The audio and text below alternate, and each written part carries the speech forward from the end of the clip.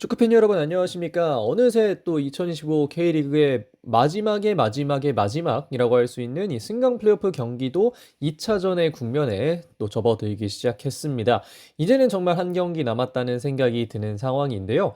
원래대로면 부천과 수원FC의 경기까지 이번 영상에 들어가야 합니다만 폭설로 인해 부천과 수원FC의 경기가 취소되었기 때문에 그 경기를 제외하고 두 경기 중 2차전을 또 12월 7일에 치르는 것이 확정이 된 제주와 수원 삼성의 경기 프리뷰를 또 따로 먼저 진행을 해 보려고 합니다. 부천과 수원 FC의 경기는 제가 따로 또 지금 올려드리는 형식처럼 또 따로 정리를 해서 올려드리는 것으로 좀 결정을 할 예정이고요. 영상이 올라갈 때 즈음에는 그리고 여러분들께서 보실 즈음에는 경기 일정이 아마 확정이 되어 있을 것 같습니다만 그럼에도 불구하고 이틀 전 즈음에 승강 플레이오프의 프리뷰를 올려드리는 방식을 좀 바꾸기 좀 어렵다 이렇게 생각이 들어서 이렇게 진행한다는 점 좀 말씀을 드리고 영상 시작해 보도록 하겠습니다. 자, K리그 승강 플레이오프 첫 번째 경기죠. 제주와 수원 삼성의 맞대결 이번에는 2차전입니다. 12월 7일 일요일 14시 제주 월드컵 경기장에서 두 팀의 경기가 벌어지겠습니다. 1차전 양 팀의 출전 시간을 기준으로 한 라인업을 보고 계십니다. 두 팀 모두 4-4-2에 기반한 움직임을 보여줬는데요.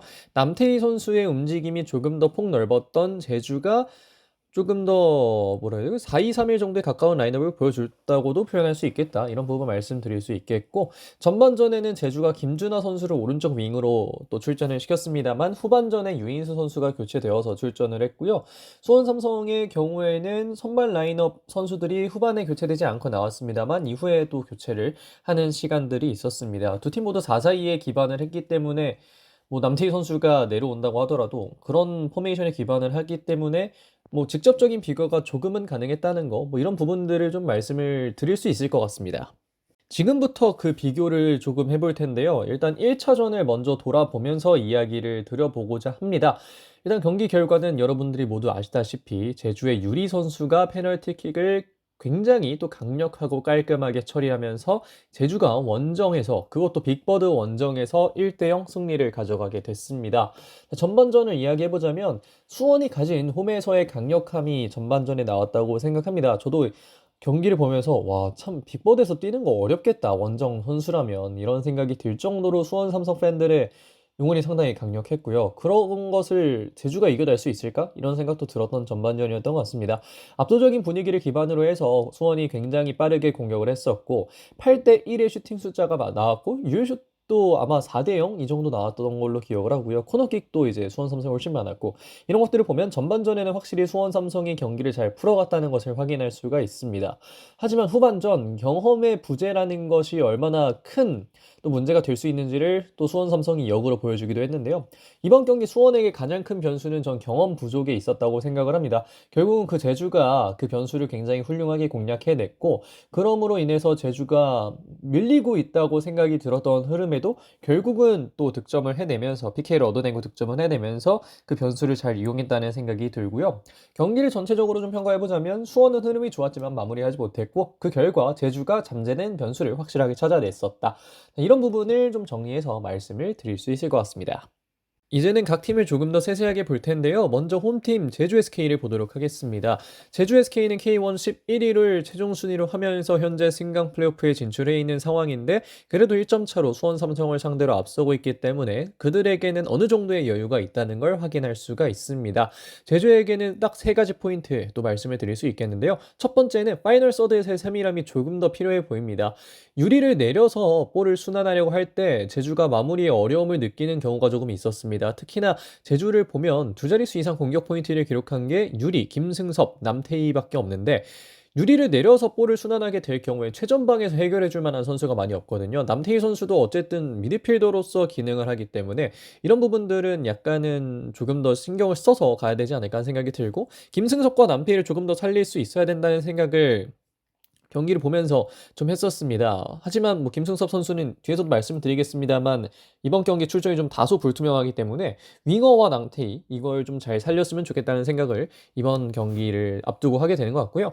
베테랑들이 중요한 이유를 제주 SK가 잘 보여주고 있습니다. 시즌 간에 실수가 많았지만 이번 경기에서는 놀랍도록 또 괜찮았거든요. 그렇기 때문에 제주 SK가 백포 구성원 그리고 김동준 선수의 활약이 모두 좋았던 만큼 이 흐름을 홈에 가져가서도 그대로 좀 보여주기를 바라게 되지 않을까 그렇게 생각하게 됩니다. 마지막으로 앞서 말씀드렸던 대로 김승섭의 부재가 어떤 영향을 미칠지는 한번 지켜봐야 될 것 같은데요. 1차전에 충돌 상황 없이 이 주축 윙어 김승섭 선수가 부상을 당했습니다.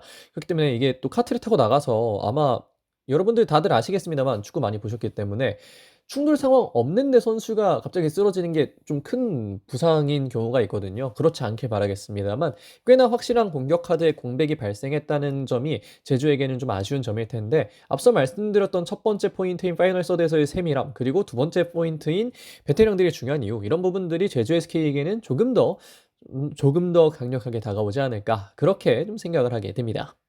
이어서 원정팀 수원 삼성 블루윙즈를 보겠습니다. 수원 삼성은 K2 2위를 차지하면서 현재 승강 플레이오프에 올라와 있는 상황인데 경험 적은 리스크가 굉장히 좀 컸습니다. 골키퍼 김민준, 라이트백 이건희 선수는 모두 어린 선수들입니다. 그렇기 때문에 이렇게 좀 큰 경기에서는 충분히 좀 긴장을 할 수 있고요. 아무리 배포가 큰 선수라고 해도 이런 경기에서는 좀 어려움을 겪기 마련인데 이 경기에서 그것들이 좀 터질 것들이 몇몇 분 터진 부분이 있었다 이렇게 생각을 하고 조금 더 빠른 템포의 경기를 K1과의 경기에서는 해야 하는데 여기서는 좀 조심을 해야 된다 이런 부분을 말씀드리고 싶습니다. 특히나 양영모 선수가 빠져 있다는 게 참 안타깝게 다가왔을 것 같고 수원에게는 이건희 선수도 좋은 모습이 있긴 했습니다만 중간중간 볼 처리에 좀 어려움을 겪더라고요. 근데 이게 제가 수원 삼성 경기를 시즌 내내 팔로우한 게 아니기 때문에 뭐 평소에도 나왔던 실수인지 아니면 이 경기만 나왔는지 모르겠습니다만 어쨌든 이런 부분들 좀 잘 관리해야 된다 이렇게 얘기를 드리고 싶고요.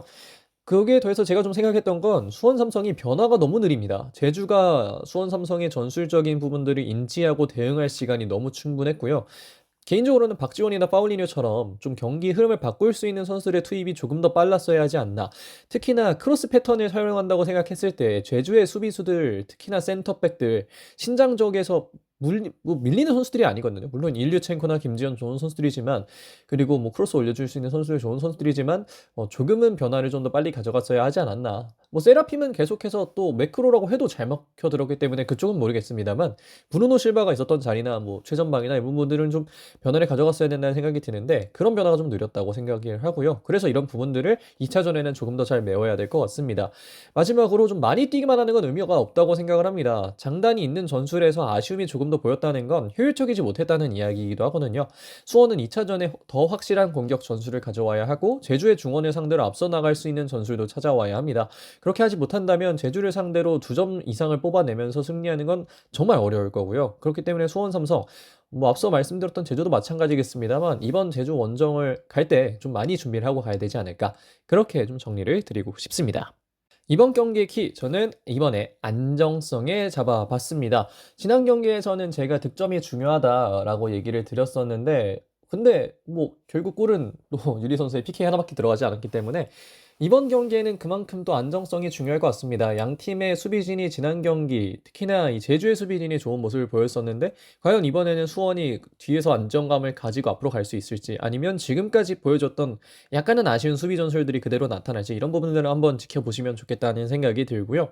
선수를 뽑아서 보자면 역시나 제주의 오른쪽 센터백 임채민 그리고 수원 삼성의 오른쪽 센터백 권한규를 뽑을 수 있겠습니다. 이 두 명의 베테랑 센터백들은 리그 내에서는 충분히 좋은 자원으로 분류가 되는 선수들이고 특히나 뭐 임채민 선수는 뭐 중국 진출도 했었던 만큼 또 꽤나 좋은 실력을 가지고 있다는 건 많은 분들이 아시는 부분인데요. 이 두 명의 선수가 과연 얼마나 안정적으로 팀을 이끄는지가 이번 경기에서는 굉장히 중요한 키가 될 것 같습니다. 특히나 수원 삼성이 공격 일변도를 어느 정도는 가져가야 하는 상황이기 때문에 더더욱 안정감이 중요할 것으로 보이는데 어떤 선수가 그리고 어떤 팀이 조금 더 수비적으로 안정감을 가지고 경기를 플레이하는지 이런 부분들 여러분들께서 한번 보시면 좋을 것 같습니다.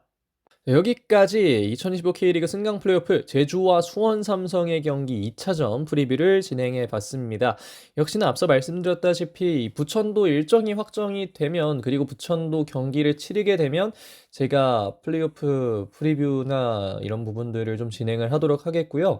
그 영상들도 여러분들께서 좀 많이 봐주시면 감사하겠습니다. 정말 감사하게도 이미 1차전 프리뷰 영상들을 많이 봐주셨는데 그 관심 조금만 더 같이 함께 해주시면 감사하겠고요.